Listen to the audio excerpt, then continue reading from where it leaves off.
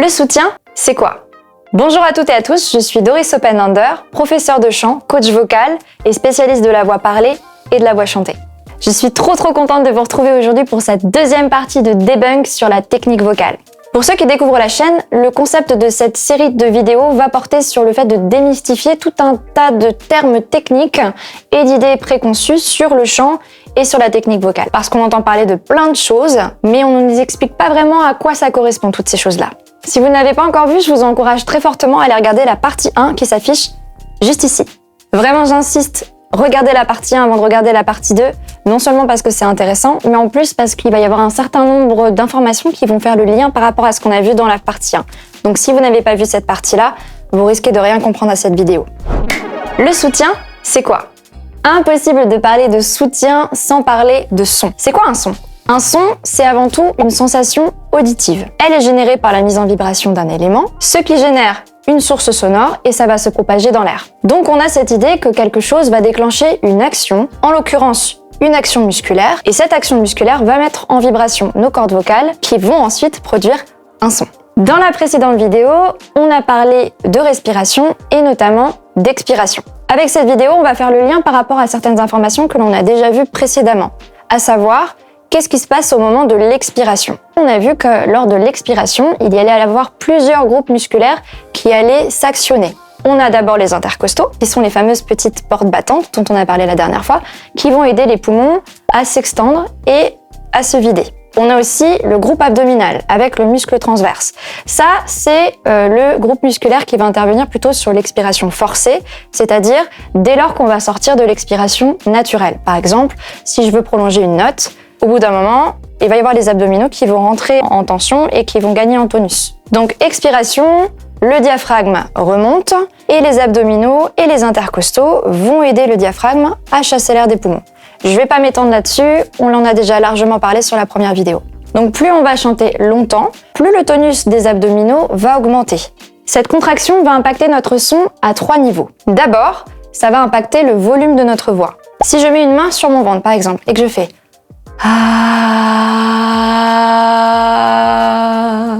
je vais sentir que mon ventre il va rentrer super vite. Alors que si je fais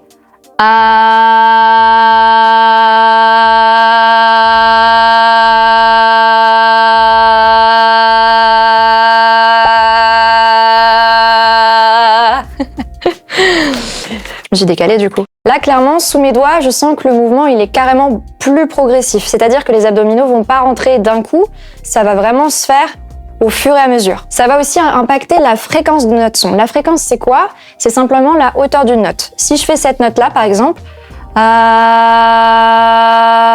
je suis plutôt dans un registre médium. Donc, ça me demande pas énormément d'efforts. Par contre, si je fais cette note-là et que je mets la main sur mon ventre, là, la contraction va être beaucoup plus intense, mais elle sera toujours progressive. Ça va pas rentrer d'un coup. Et si je combine les éléments, alors là, c'est exponentiel. C'est-à-dire que si je chante fort et que je chante en plus dans un registre assez aigu, ça va donner ça. Les voisins qui vont être contents, dis donc. Bah là, pareil. Non seulement le tonus va être important, mais on va toujours avoir cette idée que les abdominaux vont se contracter progressivement. Ça se fera pas, hop, d'un coup. C'est-à-dire que le ventre va pas rentrer d'un seul coup. Ça va vraiment être un mouvement progressif. Enfin, cette contraction abdominale, elle va avoir un impact sur un dernier élément qu'on appelle le timbre vocal. On dit qu'une voix est timbrée quand elle possède toutes ses qualités vocales. On pourrait qualifier une voix timbrée de puissante, riche, résonante. Voilà, vous comprenez à peu près l'idée. Pour que ce soit encore plus parlant, je vais vous montrer ce que ça donne. Voix timbrée. Voix détimbrée.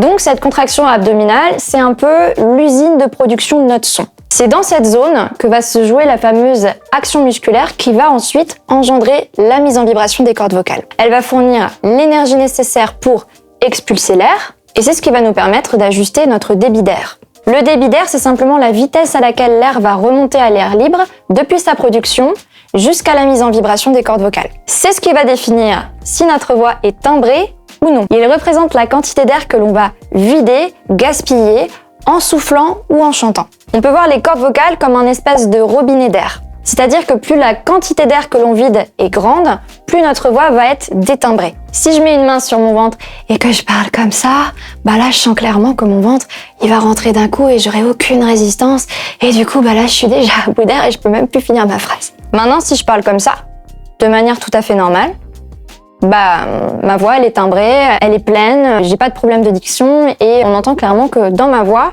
il n'y a pas d'air, quoi. Et ça, c'est ce qui va me permettre de parler ou de chanter en tenant des phrases beaucoup plus longues. Mais alors du coup, comment on fait pour timbrer sa voix? Dans ce cas-ci, il y a un nouveau paramètre qui va rentrer en considération, en jeu. Oui. Dans ce cas-ci, il y a un nouveau paramètre qui va rentrer en jeu qu'on appelle la pression d'air. La pression d'air, c'est la compression de notre air générée par la remontée du diaphragme à l'expiration. On peut comparer ça un peu au mouvement d'une seringue. Donc si j'appuie sur le piston d'une seringue, le volume contenu à l'intérieur diminue, alors que la pression, elle augmente. C'est la même chose pour notre air, sauf que là, le piston, c'est le diaphragme. Quand on expire, le volume d'air dans les poumons se vide et la pression d'air augmente. Oui, mais la vitesse à laquelle mon piston va remonter va définir mon débit d'air. C'est-à-dire la vitesse à laquelle l'air expiré va remonter à la surface. Si je reprends l'exemple de la seringue, si je mets une forte résistance sur mon piston, l'air contenu à l'intérieur va forcément s'écouler beaucoup plus lentement, mais par contre avec une pression qui va être beaucoup plus importante. Donc si on augmente la pression d'air, on ralentit le débit. Et qui dit débit ralenti, dit voix plus forte, plus juste, et donc voix plus timbrée. À l'inverse, si on accélère le débit d'air, le niveau de pression va chuter, ce qui veut dire que l'air va remonter beaucoup plus vite à la surface et donc on va détimbrer la voix. C'est ça le soutien. Le soutien, c'est le point d'équilibre entre le débit, la pression et c'est ce qui va permettre derrière d'ajuster ces trois paramètres qui sont et le volume, et la fréquence, et le timbre. Petite précision, il n'est pas nécessaire d'avoir un niveau de pression maximal systématiquement quand on chante. Évidemment que si vous reprenez du Vanessa Paradis ou du Julien Doré, on est d'accord que vous n'avez pas besoin d'avoir un niveau de pression maximum. Déjà parce que c'est pas très haut, alors après ça dépend de votre tessiture vocale, mais en principe c'est quand même des morceaux qui sont assez faciles à chanter. On n'a pas besoin de mettre beaucoup de volume, donc on peut se permettre de détimbrer la voix. D'ailleurs quand on écoute leur musique, on entend bien qu'on entend de l'air. On entend bien qu'on entend de l'air. On remarque bien qu'on entend de l'air. Donc dans ce cas-là, il sera important de relâcher un petit peu de pression pour accélérer le débit d'air. À l'inverse, si vous chantez du Christina Aguilera, là, il va falloir un petit peu de pression, vous vous en doutez bien. Tu connais pas Christina Aguilera? Non. Sérieux? Truc de ouf. Moi aussi, tu connais forcément. C'est celle qui chante I will hold you in my arms. Da, da, da, da, da, da. Ça te dit rien? Non. Oh, sérieux? Je suis choquée, quoi. Je suis choquée.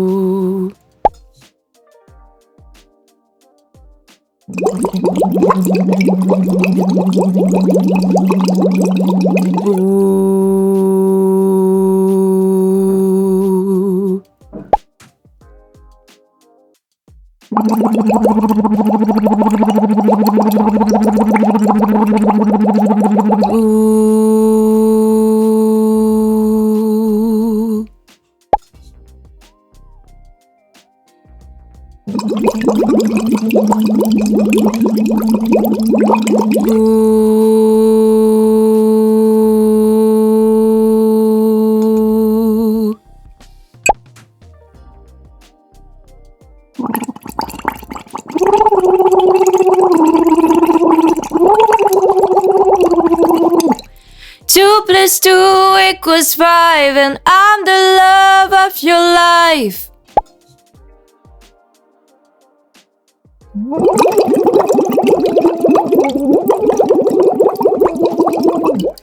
Two plus two equals five, and I'm the love of your life.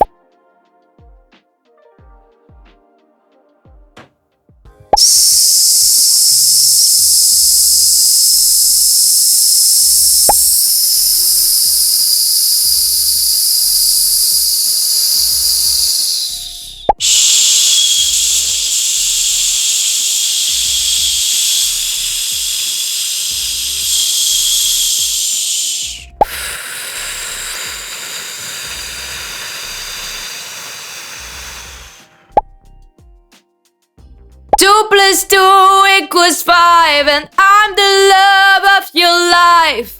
Soit comme ça, soit comme ça, soit comme ça. Le but du jeu, c'est d'être le plus possible en équilibre. Two plus two equals five, and I'm the love of your life. Two plus two equals five, and I'm the love of your life. Two plus two equals five, and I'm the love of your life. Two plus two equals five, and I'm the love of your life. Two plus two equals five, and I'm the love of your life. Two plus two equals five, and I'm the love of your life. C'est la fin de ce deuxième debunk sur la technique vocale. J'espère que cette vidéo vous a plu. Normalement, à ce stade, si vous regardez les vidéos dans l'ordre, évidemment, vous allez commencer à faire un certain nombre de liens et à comprendre pas mal de choses sur la technique vocale. Dites-moi en commentaire ce que vous en avez pensé. Si vous avez des suggestions pour de prochaines vidéos ou des remarques, des choses que vous voudrez que je rajoute, laissez-moi un petit commentaire, j'y répondrai avec intérêt. Si vous souhaitez améliorer votre voix, qu'elle soit chantée ou parlée, vous trouverez en description un petit formulaire de contact. Je vous laisse le remplir, me contacter et on se dit peut-être à bientôt pour un cours. Et sinon, on se retrouve très bientôt pour une nouvelle vidéo. D'ici là, n'hésitez pas à vous abonner, à activer la cloche pour ne louper aucune prochaine sortie.